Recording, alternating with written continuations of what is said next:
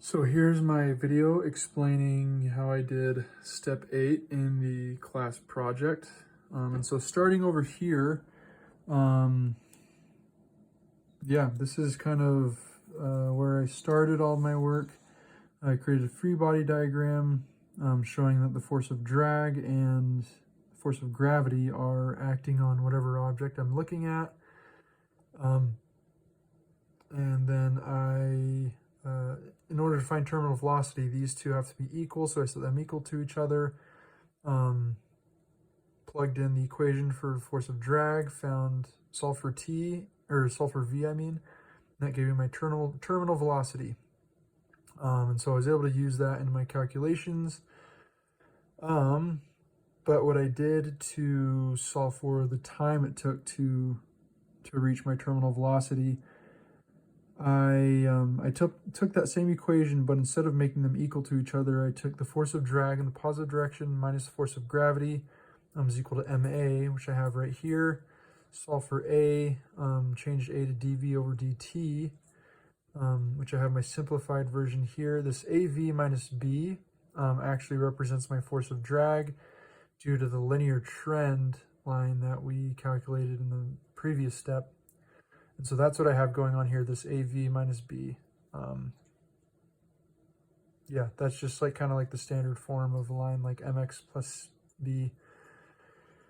That's what I have going on here. Multiply the dt over the other side, which I have right here. I have my t, and then I have, moving up here actually, the m is supposed to be on top, but it's m times the integral from 0 to v, which v is my terminal velocity at any point really, because later on we're going to be finding 50, 90, 99% of v.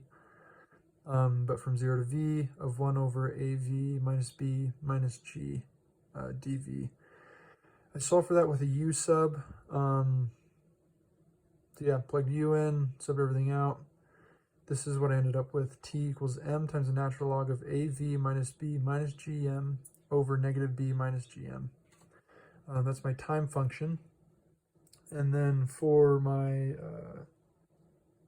distance equation, I took the same thing that I had up here, put it in down here, but instead of dv over dt, I have v dv over dx. So again, separated my variables. I'll put dx on the other side, and I have m times the integral from u to v of v over av minus b minus mg times dv. I did a u sub again. I made u equal to av minus b minus mg, and du, they're supposed to be, I messed that up.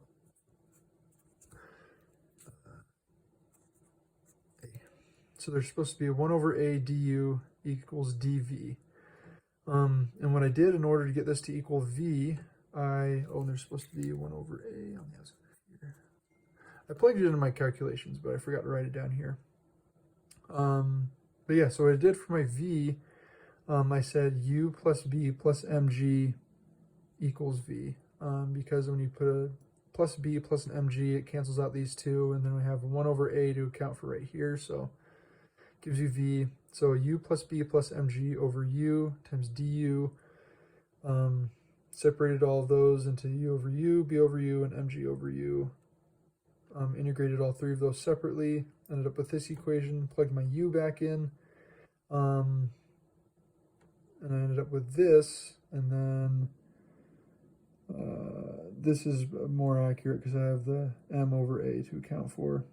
The m over here and 1 over a right here. So I ended up with this, plugged in my limits of integration from 0 to v, and then coming over here to this big mess. Go ahead and ignore all of this stuff right here. That was me just kind of checking my work.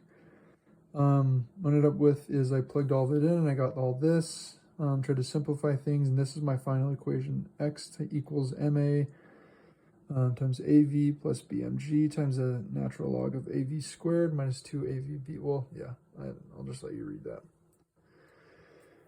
So that was my x equation, just in the general form.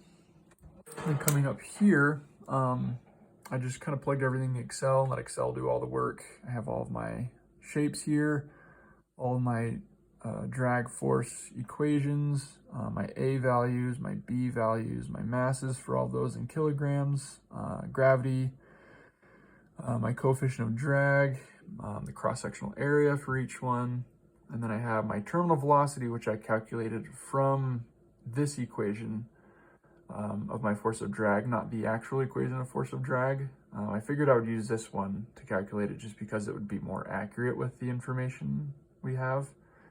But it doesn't line up exactly with the original force of drag equation. I didn't know which one you wanted us to do, so I just went with this one. So yeah, there's my terminal velocity. My terminal velocity at 50%, 90%, and 99%. Here are my X equation values for 50, 90, 99%, and here are my time values for 50, 90, and 99%. So yeah, that is all my work for step 8.